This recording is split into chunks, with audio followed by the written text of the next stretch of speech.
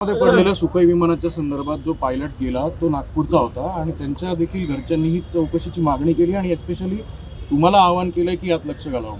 100% ज्या वेळेला असा अपघात होतोय, जिथे जिथे दुर्दैवी घटना घडतीये, प्रोटोकॉल ॲज अ प्रोटोकॉल प्रत्येक गोष्टीत प्रत्येक विषयामध्ये त्याची तशी तपास केला जातो. 100% तो होणार. DGCA सगळ्या यंत्रणा आपापल्या पद्धतीने मला असं वाटतं काम करतायत.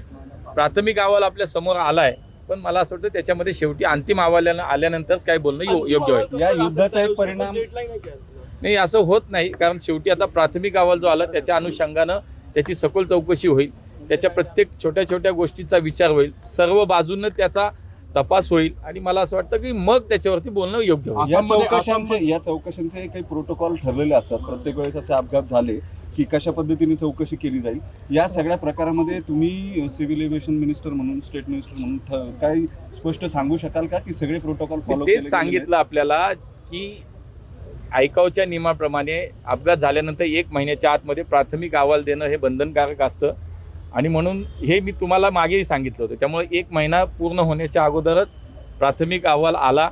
आता प्राथमिक अहवालनुसार त्याच्या अनुषंगानं या सगळ्या जे काही यंत्रणासुद्धा बाकीच्या चौकशी करतात त्यांच्या सगळ्यांना सोबत घेऊन त्याच्यामध्ये आता अंतिम अहवाल च्या दिशेनं आता कामकाज सुरू झालं, तपास सुरू झाला आणि तेव्हा जो अहवाल येईल तेव्हा त्याच्यावरती बोलू. आज शिवजयंतीच्या निमित्तानं समस्त पुणेकरांना मी शुभेच्छा देतो. महानगरपालिकेच्या या आवारामध्ये जे छत्रपती शिवाजी महाराजांचं या ठिकाणी स्मारक झालं, माननीय प्रधानमंत्री नरेंद्र मोदीजींच्या शुभ हस्ते ज्याचं उद्घाटन झालं, त्याचा 4था वर्धापन दिन आहे आज आणि शिवाय शिवजयंती.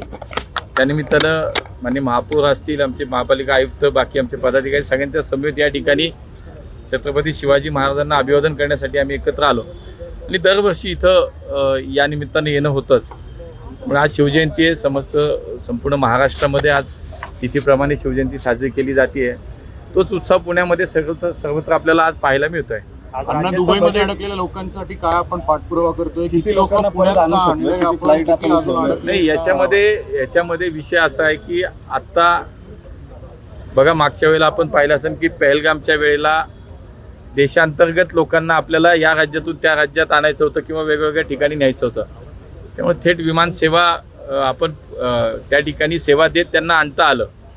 आत्ता अशा ठिकाणी लोक आहेत की एकतर भारत सरकार म्हणून त्याच्यामध्ये एक्सटर्नल अफेअर्स मिनिस्ट्री असेल, होम मिनिस्ट्री असेल, सिव्हिल एव्हिएशन मिनिस्ट्री असेल, हे सगळ्यांच्या कोऑर्डिनेशनमध्ये संपूर्णच या सगळ्या देशांमधनं आज जे भारतीय परत आणायचे आहेत त्यासाठीची यंत्रणा काम करते. 24 तास लोक काम करत आहेत.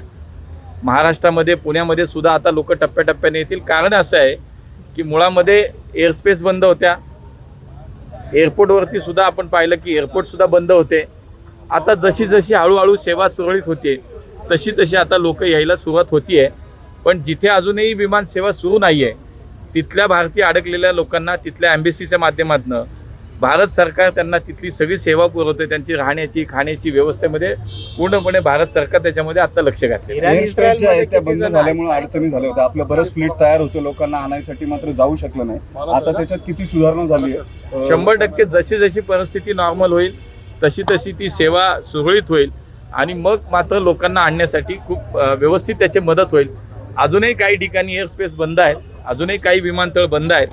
जिथून जिथून आपल्याला आणता येतील तिथे प्रयत्न भारत सरकार म्हणून सुरू आहे. इराण आणि इस्रायलमध्ये किती नागरिक आहेत भारतातले? नाही, परवा जो काही मी रिव्ह्यू सिव्हिल एव्हिएशन मिनिस्ट्रीमध्ये घेतला त्याच्यामध्ये या सगळ्या युद्धजन्य परिस्थितीमध्ये ज्या ज्या ठिकाणी ही अशी सगळी परिस्थिती आहे साधारणतः 40 ते 50 हजार लोक अडकल्याची प्राथमिक माहिती होती. पण त्याच्यातली आता बऱ्यापैकी लोक, ही 4 दिवसापूर्वीची माहिती मी सांगतोय, त्यामुळे आता बऱ्यापैकी लोक परत आलेली आहेत.